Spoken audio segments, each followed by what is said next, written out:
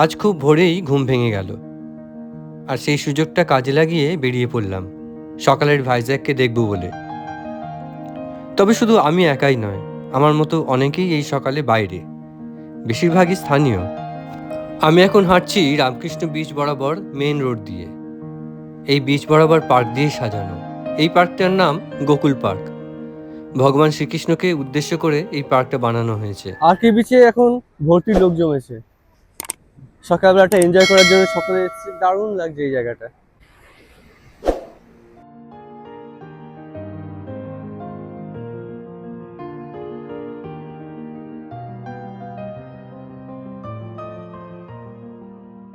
এখানে auto easily available, বাসও পাওয়া যায়, কিন্তু নির্দিষ্ট স্টপ থেকে উঠতে হবে। এই অটোটা আমি পেয়ে গেলাম, আমাকে একাই নিয়ে যাচ্ছে। এটা 75 রুপিস নেবে। ক্যাব ইজিলি বুক করা যায়। আর কে বিচের ধার বরাবর প্রচুর কার রেন্টাল সার্ভিস রয়েছে, সেখান থেকে আপনার কার বুক করতে পারেন। সাবমেরিন মিউজিয়ামের কিছুটা আগে কিন্তু আপনি এইরকম একটা কোকো এরিনা জায়গা পেয়ে যাবেন, এবং তার ঠিক অপোজিটে প্রচুর হোটেল, এই হোটেল বা গেস্ট হাউস প্রচুর পেয়ে যাবেন এখানে। এই জায়গাটার নাম কোকো এরিনা। কোকো এরিনা মানে এখানে প্রচুর নারকেল গাছ, তার নিচে বসার জায়গা। এইখানে একটা বেশ ভালো চায়ের দোকান পেয়ে গেলাম কোকো এরিনার একদম সামনে। হ্যালো, এইখানে এই দাদার কাছ থেকে এই আচ্ছাওয়ালা চা, 10 টাকা দাম। 10 টাকা দাম। তো সকালে ডিমও আছে এখানে, অল্প স্ন্যাক্সও পাওয়া যাবে, খাবার, জল, মিনারেল ওয়াটারের বোতল, সবকিছুই এখানে অ্যাভেলেবেল।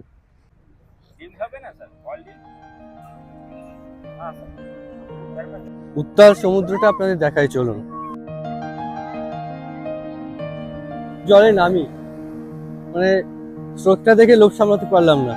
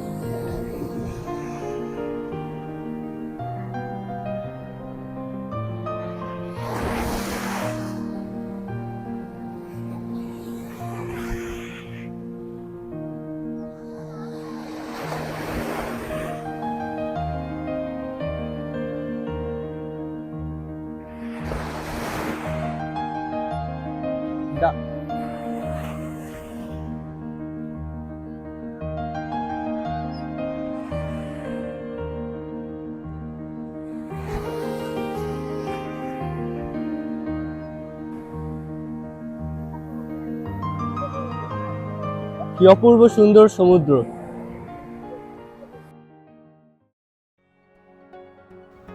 বিশাখাপত্তনম একটা পোর্ট সিটি। এখানে তৈরি হয় বড় বড় জাহাজ। এই নেভাল ডকইয়ার্ডের পাশ দিয়েই এই রাস্তাটা উঠে গেছে পাহাড়ের উপর, যে পাহাড়টার নাম ডলফিন নোজ। আমরা এখানে যাচ্ছি, দেখব Yarada beach, dolphin nose hills lighthouse এবং দুর্গা মাতার মন্দির।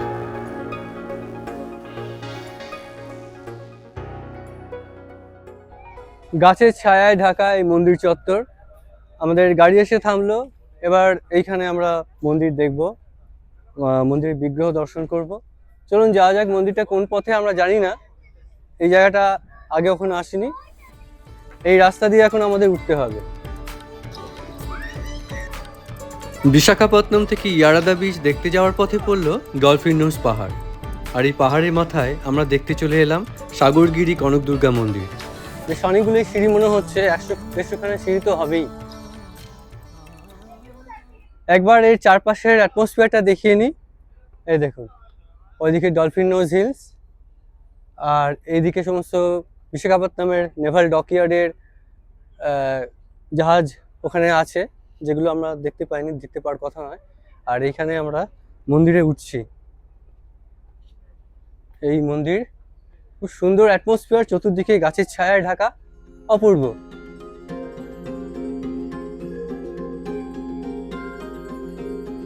এই মন্দির দুর্গা মাতা মন্দিরের ভেতরে যে পিস, যে শান্তির একটা আবহ, সেটা আপনারা এখানে না এলে ফিল করতে পারবেন না। দারুণ লাগছে এখানে। দেখুন, এখানে অনেকগুলো মন্দির রয়েছে। এখানে একটা দুর্গা মাতার মন্দির, আর এখানে একটা শিব মন্দির, আর ওদিকে রয়েছে বিষ্ণুর মন্দির। অপরূপ সুন্দর মনোরম প্রকৃতির মধ্যে রয়েছে মন্দিরের শান্তি। এই মন্দিরে দেবী কনক দুর্গার নিয়মিত পুজো হয় আর প্রচুর এই ধুমধামের হচ্ছে সঙ্গে দুর্গা মায়ের মন্দির। দশরা উদযাপন হয়। আপনারা যখন আসবেন এখানে অবশ্যই দর্শন করবেন, আর এই মায়ের দর্শন করে প্রসাদ নিয়ে তারপর এখান থেকে যাবেন।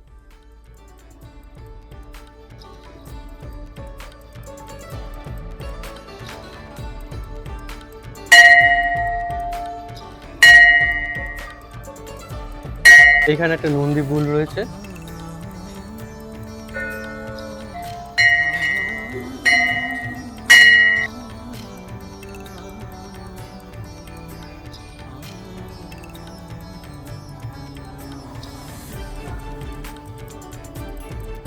এখানে মায়ের বাহন সিংহ। প্রথমেই একটা আপনারা শিব মন্দির দেখতে পাবেন। এদিকে শিব মন্দির, এখানে বাবার একটা শিবলিঙ্গ রয়েছে। বিষ্ণু মন্দির, খুব সুন্দর পিসফুল।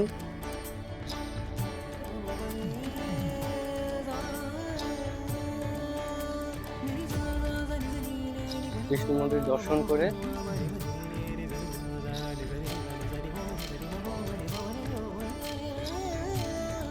আপনারা এদিকে চলে আসবেন।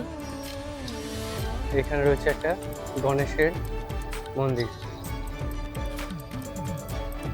আর এই গণেশের মন্দিরের পরেই রয়েছে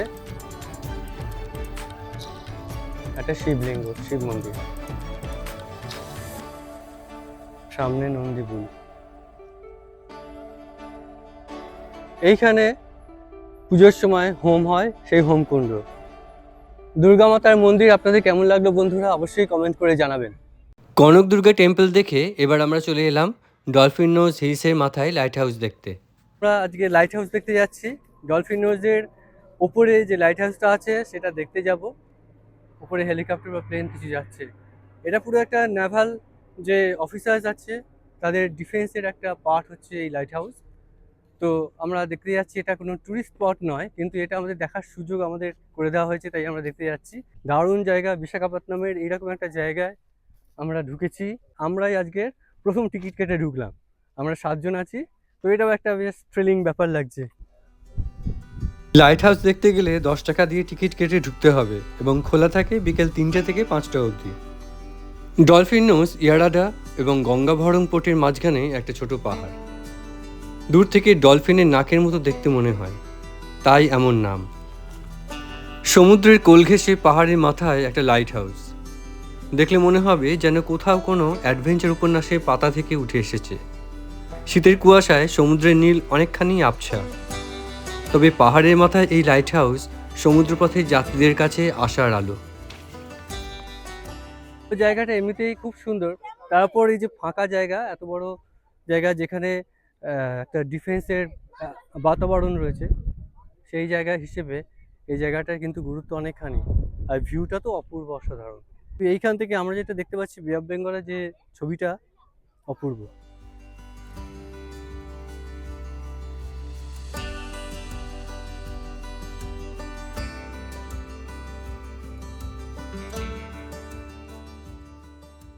আমার পেছনে এই লাইট হাউসটা দেখছেন, এখানে চড়ার জন্য প্রচুর লোকের ভিড় হয়, কিন্তু আজকের বললামই আপনাদের যে এখানে উপরে উঠে যাবে না। আমার এখানে ওঠার অভিজ্ঞতা নেই, কিন্তু এইখানে আজকে মেনটেনেন্স ওয়ার্ক চলার জন্য এটা বন্ধ। তবুও এই জায়গাটা কিন্তু অ্যাটমসফিয়ারটা দারুণ। ডলফিন নোজ লাইট হাউস থেকে মাত্র 4.5-5 কিলোমিটার দূরেই রয়েছে অসাধারণ সুন্দর বিচ ইয়ারাদা বিচ। ছবির মতো সুন্দর পাহাড়ে ঘেরা এই ইয়ারাদা গ্রামের মধ্যে দিয়ে মাত্র 10 থেকে 12 মিনিটের মধ্যেই আমরা পৌঁছে গেলাম ইয়ারাদা বিচে।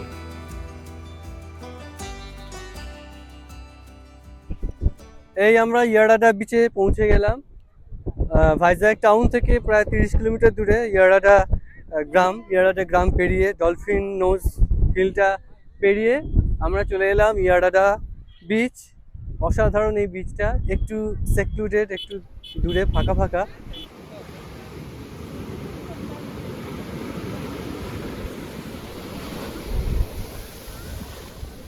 দারুণ লাগছে। একটার পর একটা ঢেউ এসে পায়ে ভাঙছে।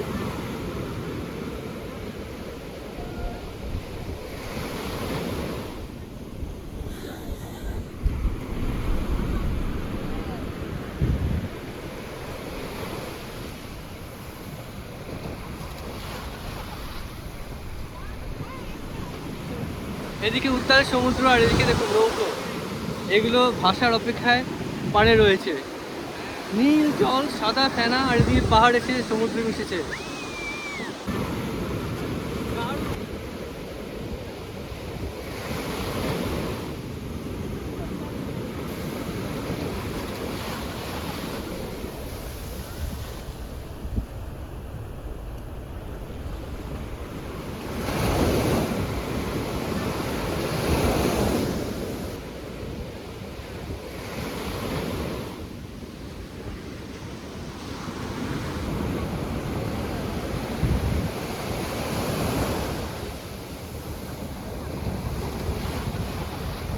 মন ভরে গেছে। আমার তো মনে হলো এটা বেস্ট বিচ। এখন ফিরতে হবে, সমুদ্রকে ছেড়ে যেতে ইচ্ছা করছে না, তবুও যেতে হবে। দারুণ লাগে। সারাদিন ঘুরে বেড়াবার পর একটু আরাম আর ভালো খাবার কে না চায়। আর আমরা একটা খুব ভালো রেস্টুরেন্ট পেয়ে গেলাম। সাউথ ইন্ডিয়ায় এলে, দক্ষিণ ভারতে এলে খাওয়া দাওয়ার একটা বিশাল সমস্যা হয়। কোথায় আপনি বাঙালি খাবার খাবেন, স্ন্যাক্স, রেগুলার যে লাঞ্চ বা ডিনার কোথায় পাবেন, সেটা একটা সমস্যা হয়। তো আমরা এখন যেখানে রয়েছি আরকে বিচের সামনে যে হারবার ভিউ হোটেল, তারই খুব কাছে সরস্বতী পার্ক সার্কেল, এই ডাবা গার্ডেন এরিয়া, এইখানে একটা বাঙালি হোটেল রয়েছে, খুবই সুন্দর। সেই জায়গাটায় আসতে পারেন আপনারা। এইখানে বাঙালি খাবার, বিভিন্ন রাইস, তার সঙ্গে কারি, ভেজ আইটেম, বিশেষ করে ভেজ আইটেমস আপনারা পেয়ে যাবেন। Snacks, different kinds of item এখানে অ্যাভেলেবেল।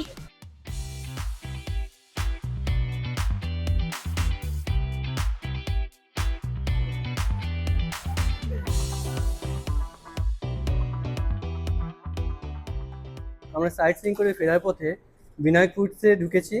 তো এখানে খাবারের অর্ডার দিয়েছি। খাবারের অর্ডারে প্রথমে আমরা নিয়েছি কুলচা আর তরকারি। ওপরে আছে রেস্টুরেন্ট আর নিচে স্ন্যাক্সের বড় স্টল।